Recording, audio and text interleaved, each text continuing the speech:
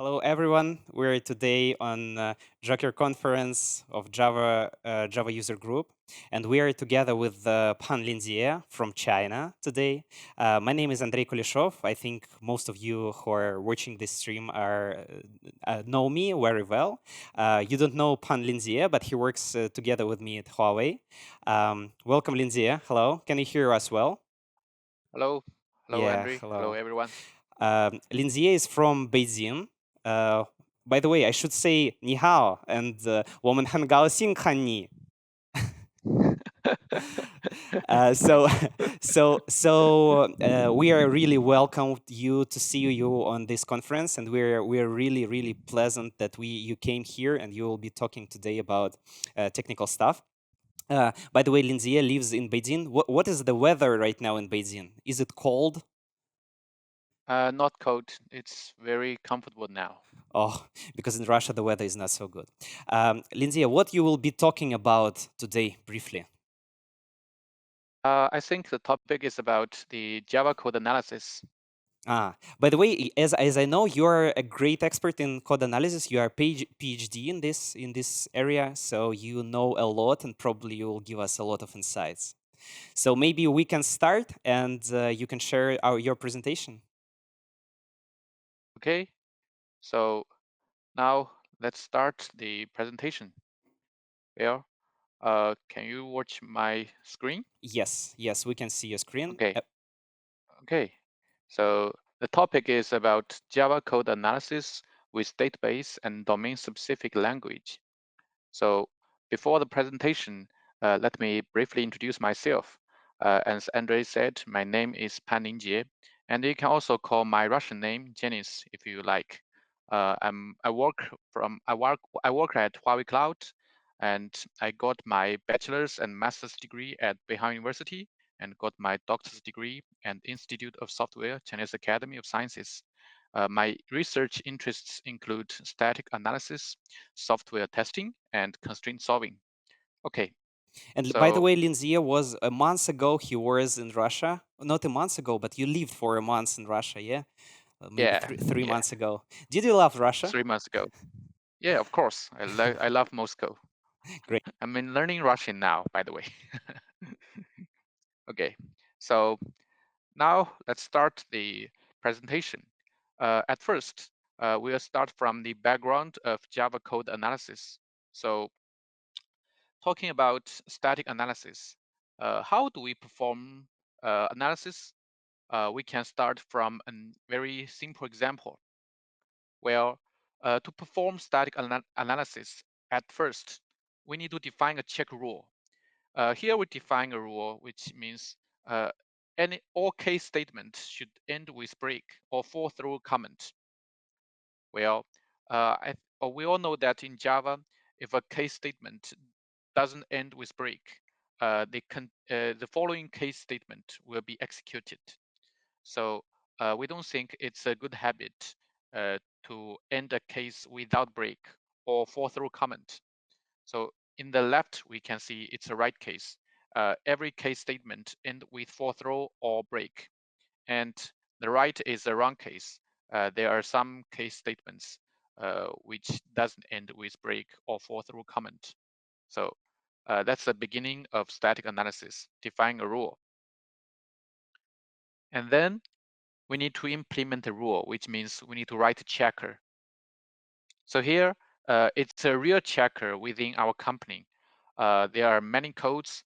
We don't know the details. We all need to know that there is a method called check for throw. We need to check whether there's for throw. And there are another two methods. First, we check whether the case statement ends with break. And another method, we collect all case statements. So from this example, we can see that the rule is very simple, right? However, the checker is more complex. There are about maybe nearly 80 lines of code. However, the rule is just one single sentence. And about the checker, here we make some operations on nodes of such as Java class and AST node and switch case switch nodes, and case node. So that's how we write a checker. And last, we use the checker to scan the code. Here is the example. We find the case statement, which does not end with break or forthrow. So it is a very example about static analysis. Actually, this is the way of how we do it in our dictate code analyzer that we do for Kotlin. And sometimes some rules are even 100 line of codes. So this is very, very difficult and not so user friendly, even for for easier rules and not so complex rules. And by the way, I would like to remind that we have a chat, and you can also comment, give comments, and ask questions about the talk in our chat. Yeah, and give the rating to this talk also. Thank you. Sorry, Lindsay, for interrupting. Okay, so so about the static analysis in industry, we have some key factors. First, of course, is the target of our checkers. It's Java code. So the Java code could be very complex, and the project could have a huge scale, maybe millions lines of code, and the code may contain some harmful bugs and vulnerabilities. So the second factor is about the users of analysis checkers, is Java developers. So they want to perform fast development, and they want to locate the potential bugs and vulnerabilities under the help of checkers. So what do they want from the checkers? They hope there are no false positives and no false negatives. If there are false positives, it will cost them more time to identify this false positive. And if they are false negative, the checkers will have no use to them. And the third fact, of course, is the owners of checkers, the checker developers. So the checker developers need to get various requirements from the checkers, and they need to develop customized check rule. So they want to develop and modify the check rules timely. This picture shows the relationship among these key factors. So from the very beginning, the Java developers will give rule description to the check developers, and the check developers will develop checkers. And then Java developers will choose these checkers to scan their code. And after they get the result of the checkers, the developers could improve the quality of their code. And on the other hand, of course, the checker developers will test the checkers by their Java code.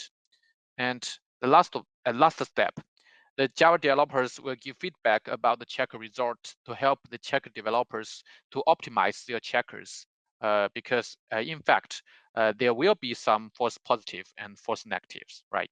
Usually they So report false positives actually, and false positives yes, are very irritating. You know this. We have like a lot of customers that come and say this is wrong. This should not be reported, and they do not care about false negative a lot, but they care about false positive. yeah. So here we want to simplify the development of checkers. So that's the key term in the topic, DSL, domain specific language. So when we're talking about DSL, first we need to know what is GPL, general purpose language. Well, almost every programming languages are GPL, such as Java, C++, and Python. And for DSL, there are also some common DSL, such as the Maven and Gradle used in Java compilation. I don't like Gradle, by the way. And HTML for web pages, SQL for database query. So the key is about the domain. So what is domain here? Of course, it is static analysis. So what's our domain like? So first, the program is very complex. There is a famous Wright theorem. We know that any non-trivial semantic property of a language which is recognized by a Turing machine is undecidable.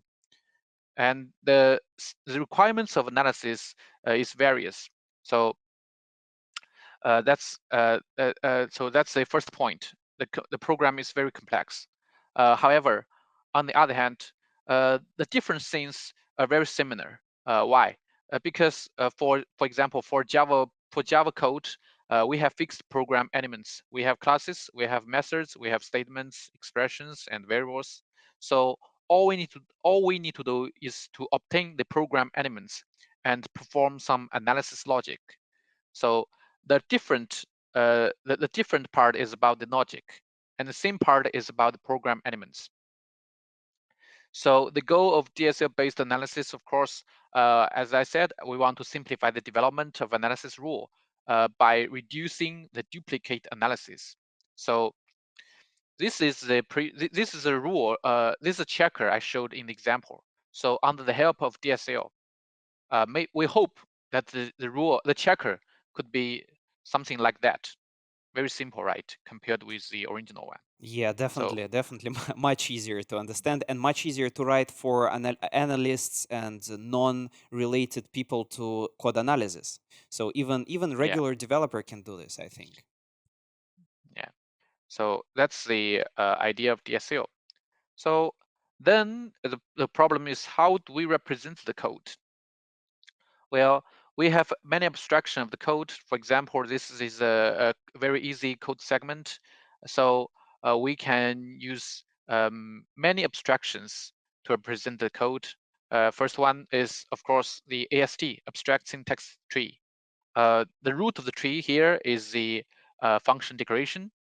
And here it's the variable declaration and the condition, the statement within the condition.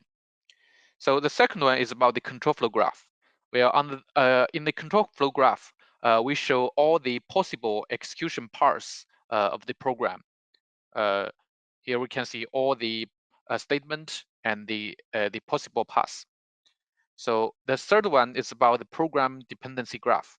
In the program dependency graph, we can see all data and control flow dependence is showing in the graph. So that's abstraction of the code. Here I need to say there is a term called code property graph. So what is code property graph? So it is proposed in this paper, and in the definition of code property graph is it can be seen as the collection of AST, CFG, and PDG, like this one. All nodes and edges of AST, CFG, and PDG are in this code property graph. So the idea is gather information of code together. So based on the original code property graph, what can we do? We can extend the CPG to contain more information. In a word, everything can be contained in the extended code property graph.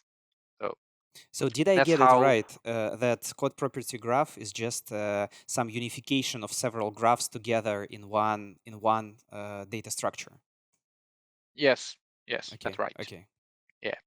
So that's how we represent the code. And then the next question is, how do we save the code?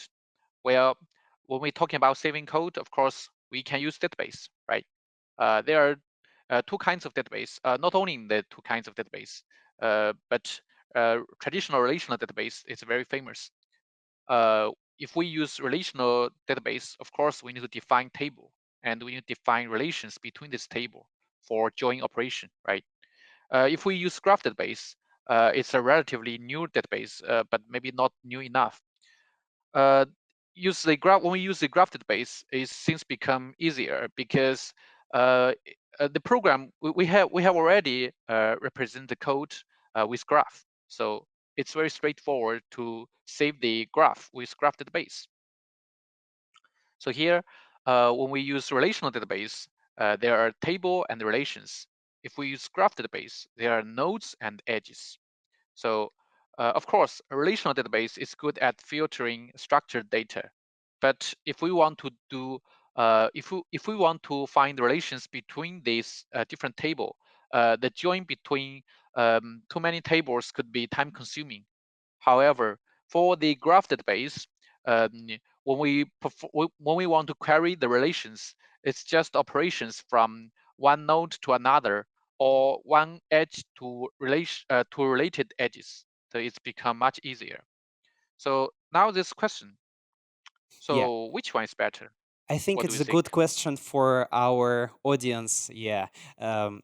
What kind of a database they would select for code analysis, for storing the data for code data in the database, and after that trying to analyze it. Of course, my experience shows that it would be. I would not say it, but let's check it in the end in the comments and in the chat section. Okay. So I think it depends on the what the problem is. For example, if we want to find all classes in the program, then maybe relational database is better. If we want to find the path from a statement to another, then graph database is better. Personally, I think in static analysis, the relation between nodes are more important than data itself. So I prefer graph database to relational database. Yeah, I Okay, also agree with you about this. Yeah, definitely, for sure. Yeah. yeah. So here I listed some common graph database from up to down. The graph database become more commercial and less open sourced. So the last NU4J, maybe it's the most famous graph database now. Yeah. And the Tink graph is a very tight, very light graph database and easy to use and fully open sourced. And for the Overflow DB, it's tight. It's also very light and it's fully open sourced and it's memory friendly. So we have tried Tinker Graph and Overflow DB. So there are also some other famous graph database here, which are related to static analysis. Of course, there are maybe hundreds of graph database now, not for this six one, not only for the six graph databases. But which one Okay, do you use personally on your side in your project? we use Tinker Graph and the Overflow DB. Hmm. Yeah, okay. So that's the first part. Then I will show you some examples about the DSL-based the static analysis tool based on DSL and database. Here are some tools using database and DSL. CodeQL developed by Microsoft. It uses relational database with self-defined DSL. And the other two tools are all based on graph database with Grammarly. Grammarly is a graph query database, a graph query language, just like SQL. I will show you examples about Grammarly in the following pages. So in this part, I will show you examples about CodeQL.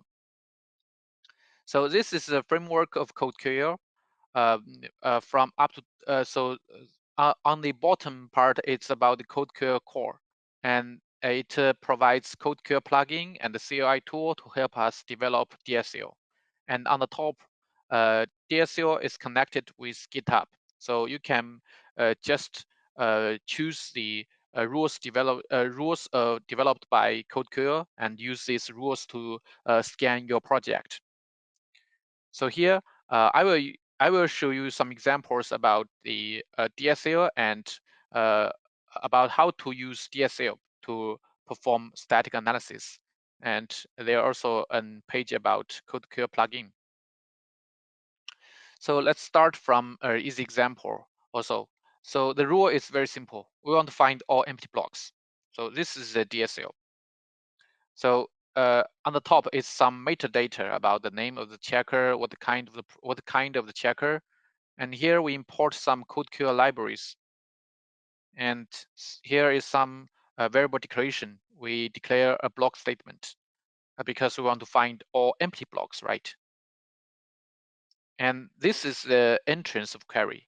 One thing we should to note, it is not Java, not Java, not Java. Wow. It's very similar And to from Java. the beginning, I Yeah, thought that it's Java actually. Yeah, very yeah, very similar to Java DSL. Yeah. yes, yeah. In fact, we can see it's more like Java plus SQL, right? It's a self-defined DSL. The name of the language is just called QL, query language. Okay, so it's a very example about AST query. So then I will show you example about taint analysis.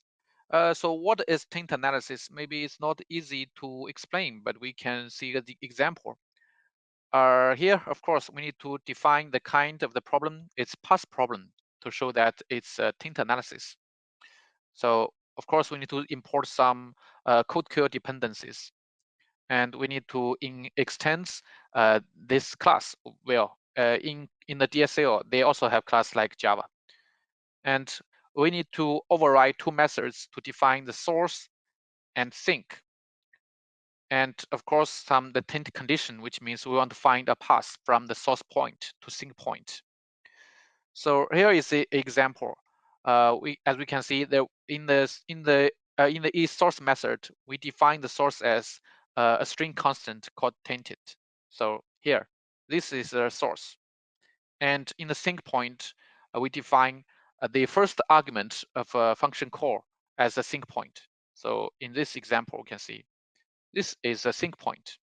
So after we perform the after we use this rule, this is a rule, of course. Use this rule to scan the code, we get the result here. So the source is here tainted, and we can see the variable x is tainted by the string constant, and then there is a string operation. So this variable y is also polluted by x, and then the y is parsed here to the first argument of this function call. So it's a sink point. We find a path from the source to sink. So it's just like something got polluted.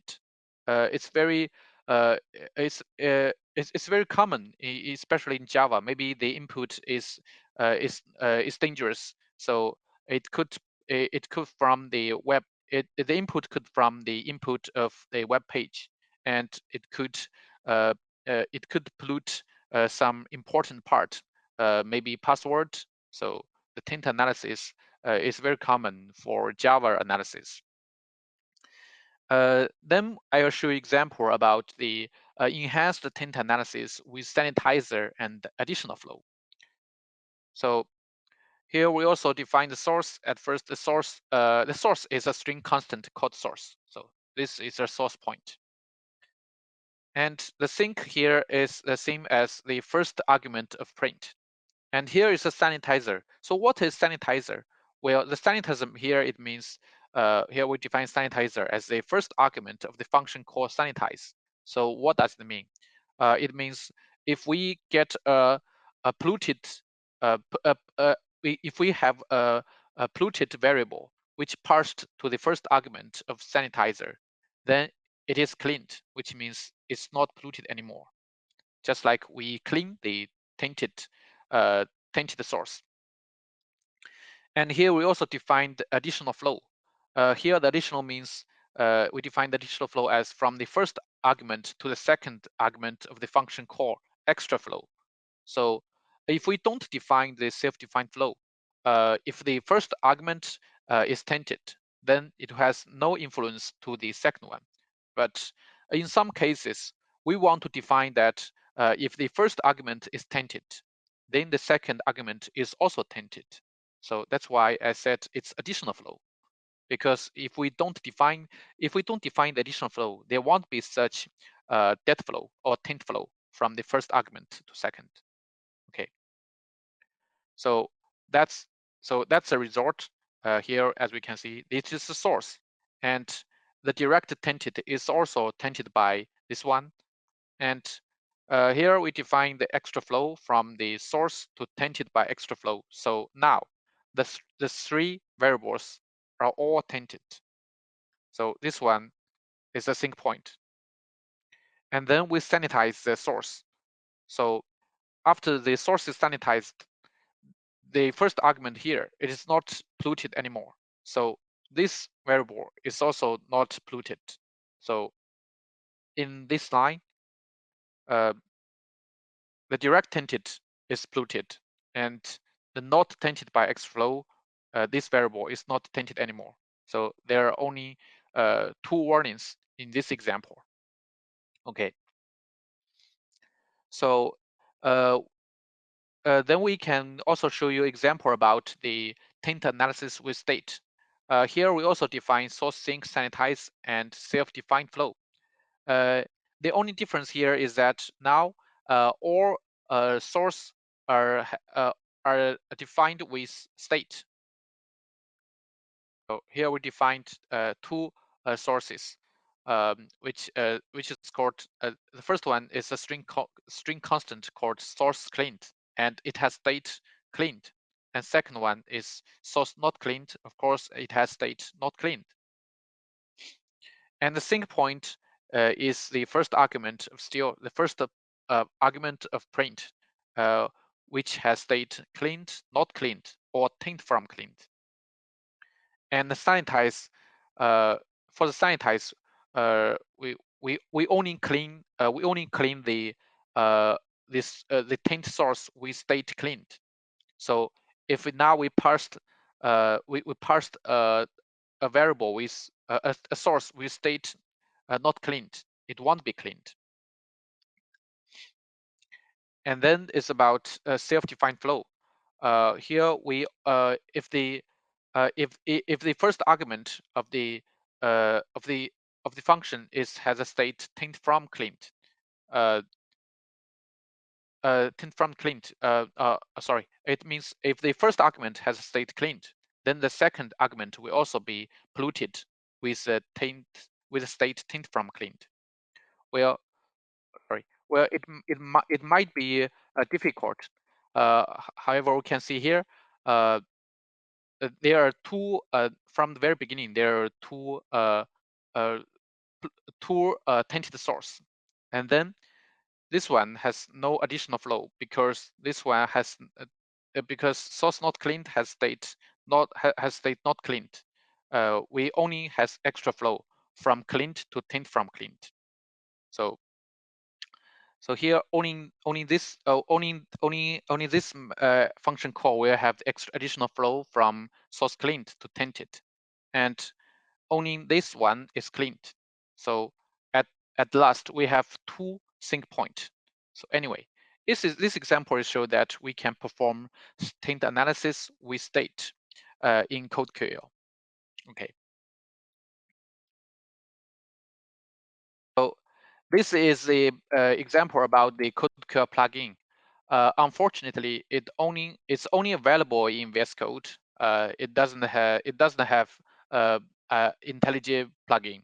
So as you can see here is the DSL code. We write the checker here, and here we can import database under analysis. It is relational database, and we can view the analysis result here.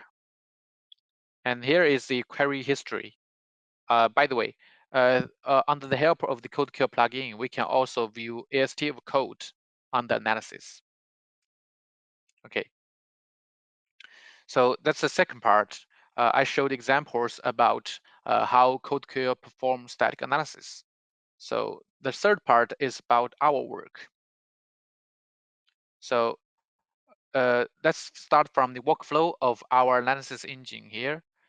So the input here, of course, we have two kinds of input. First is about the source code under analysis. So here, for each kind of source code, we have a front end to get its AST for Java, C++, and other languages. And then we define adaptive AST to include. So we will transform the AST of each language to our adaptive AST. So it means our AST will be compatible with all languages. And then here we perform some extra passes to add extra edges to our AST to get the code property graph. And then we save the code property graph into our graph database. And second input is about the DSL code, which means the DSL rule. Here we defined, we will translate our DSL, self-defined DSL into Grammarly and use Grammarly to query our graph database and then get the output, the warnings. So the key about our analysis engine is first is about the adaptive AST, and then it's about the DSL translation. So let's start from the adaptive AST and CPG. So why do we need this adaptive AST? Well, the different languages will have different AST schema. This is a very easy example. For example, in Java, we will have an import declaration. And in C++, we have a type called pointer. However, in C++, we don't have import. And in Java, we don't have the pointer, right? So in our adaptive AST schema, we will have both the import declaration and the pointer type. So it seems like it is a unified schema, right? But we don't call it unified because in the future, maybe we will also include Python schema or TypeScript schema, or I don't know, maybe some schema of new languages. So that's why we call it adaptive AST. So from the adaptive AST to our code property graph, we will have some extra edges. For example, something like control flow, that flow, and function call to function declaration, variable usage to variable declaration, and some type edges. So why do we need these extra passes? Usually because we built the AST file by file, and there are some interfile edges, which means it's not easy to get its edges when we process current file. So that's why we need post-process after building AST for each file. Then is about the DSL translation. Here we build our DSL based on Gremlin. It's different from Gremlin, but we will translate our DSL to Gremlin. So I will give a first brief introduction to Gremlin query. In Gremlin query, we have different steps, start steps, and some general steps, and some end steps. We need to read this read these sentences. It's too complex. I will show you some examples about the step in Gremlin. This is a very easy graph. We defined three developers and one project. So now we want to query some information from this graph. First, we want to find all code developers of Mako. Here's Mako. So first we get from the start step here, start step. V will get all nodes here. So after the execution V, we will obtain all the 4 nodes here. And then it is the general step, the filter step. Here we filter the name with Mako. So after the execution we will get Mako, and the outgoing edge of created from Mako to this Java project. And we want to find all coworkers of Mako. So here is we traverse the graph with ingoing edges created. Then we will get all developers of this Java project. Of course, we need to get rid of Mako himself. So we execute another filter step, and then it's the end step. We get the nodes. We save the nodes, the queried nodes to list. The second example is to find all developers older than 30. It's very similar to the first one. First, we get the owning project here, and we get all developers here through the ingoing edges, and we execute a filter step to get all developers who are older than 30. Okay, that's an example about the Gremlin query. So so the key about DSL parser is to translate our self-defined DSL to Gremlin. So here we define our own DSL. It is a grammar. It's part of the grammar about the. It is part of grammar and lexer about our self-defined DSL. Here we defined how to write the DSL, and here in the lexer we defined some keywords. So there are the translation has 2 steps. The first one is about translate self-defined DSL to enhanced Gremlin.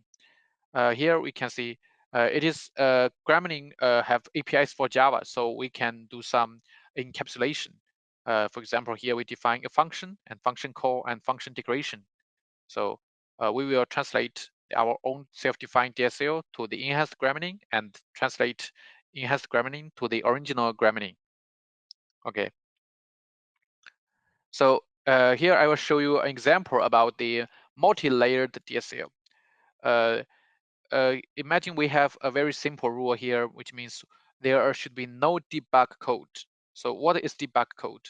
It is function which start with debug, and it has only one parameter, whose type is list.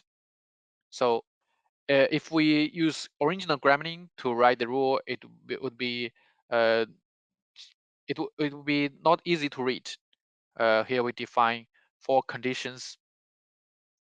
So after we encapsulate original grammarly to enhanced grammarly, the rule become much easier. But of course, not easy enough.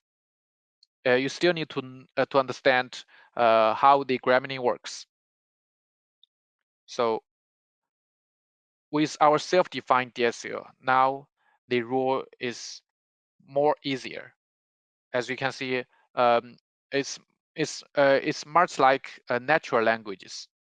I think for it's even a common developer can read the self-defined rule, right? Even Okay. not the developer can read it. I think some analysts and so on, yeah, also can read Yeah. it. It's more like a SQL query. Mhm. Yes. Yes. The idea is the same, I think. Yeah.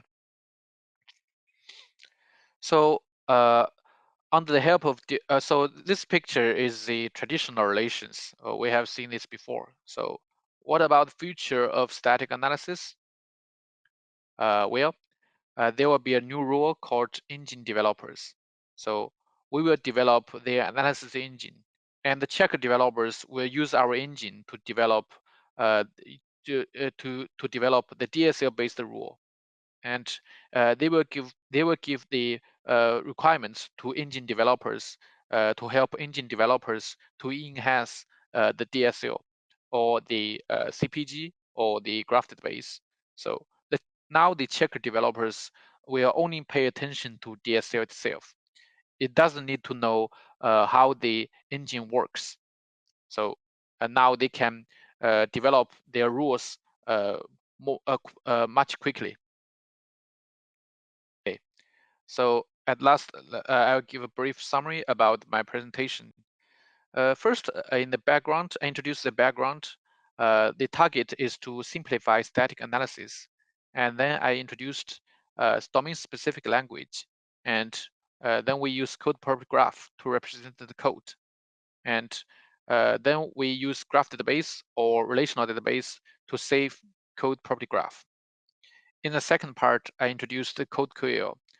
First, I introduce the framework of CodeQL, and then I use some examples to show how to use the self-defined DSL in CodeQL, which called QL, to do simple DSL query and taint analysis and enhanced taint analysis.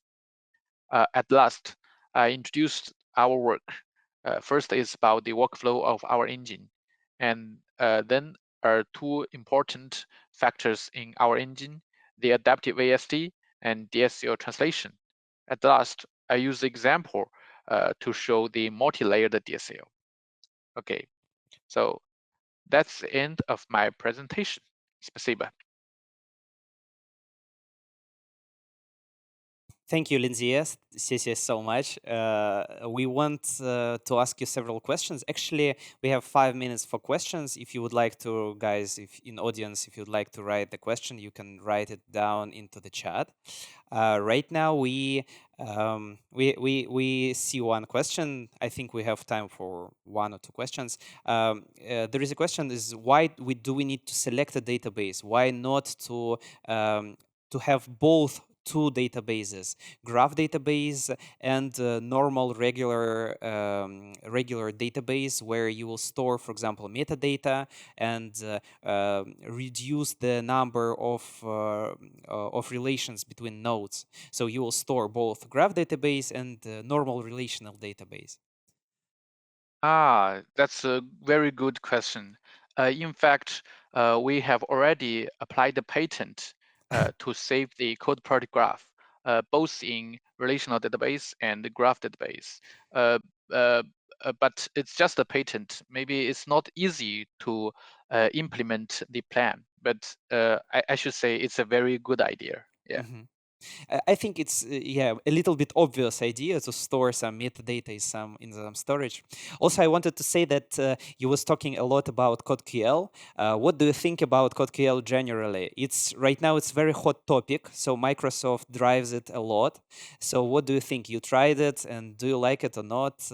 What kind of problems do you see with CodeQL? Do you see any? Yes. For me, I think there is a problem about the code queue. I think the idea of the DSL-based analysis is to make to simplify the development of checkers. However, the DSL of code queue is more like Java. Sometimes I think it has too many libraries. So for me, it's hard. It's difficult for I think for the new developers. It's not easy to choose the right libraries, and you still For need to example, learn the grammar. when you need to write like hundreds of rules, I think, yes, you need Yeah, yeah, it's difficult to understand the DSL and so on. And basically this is the question, so why did you select the DSL different to some existing DSL like Kotlin DSL, Groovy DSL, or anything else? I think that's the answer. You wanted to do it simple and as simple as possible for new people in the project. We also have the last, yeah, I think the last, we have 3 minutes before the end of this presentation. We have the last question. And by the way, guys, you can continue asking questions in the discussion zone. We have, after this presentation, we have a discussion zone. And the question is the following. Do I understand correctly, in order to support a new programming language, it is necessary to implement some front end? This is the first part of the question. And the second one, what programming languages are currently supported? And of course, is Kotlin currently supported? By the way, Kotlin is supported in my code analyzer called Dictat. You can go and find it on GitHub. It doesn't use DSL, but already has a lot of hard-coded rules you can use. okay. So yeah, is it necessary to implement front end? Yeah. Yeah, of course. Currently, maybe the most difficult part in to develop our engine is to implement the front end, because you need to do a transformation from the AST to our adaptive AST. So Mhm. that's not easy. That's a time-consuming work, But you uh, use existing front sadly. ends, right? You use existing front Yes, ends. of Mhm. course. Yeah, we don't need to develop the front end, just to use the front end. Yeah. All we need to do is to and transformation. and what kind of programming languages so you are currently focusing on? So what is your main focus on this? Currently, Java is fully supported for both AST query and tint analysis, like what CodeQL is doing. And then we want to support Python, C++, and TypeScript. So Maybe in the future, popular it's about languages. Go. Yes, Mhm. yes. Within our company, we have 5 popular languages. So we will support these languages first. Okay. About Kotlin, I think it's a it's also a good question, because in CodeQL, so far as I know, they process Kotlin with Java, Ah. something like enhanced Java, just like we sometimes process C and C++ together. They Mhm. process Java and Kotlin together. So yeah. Okay, okay, good, good answer. So, guys, let's continue our discussion in discussion zone. Thank you for visiting this presentation once again, Сесени, Linjie. We're welcome you once again if you would like to join our conference. And thank you, guys. Bye bye.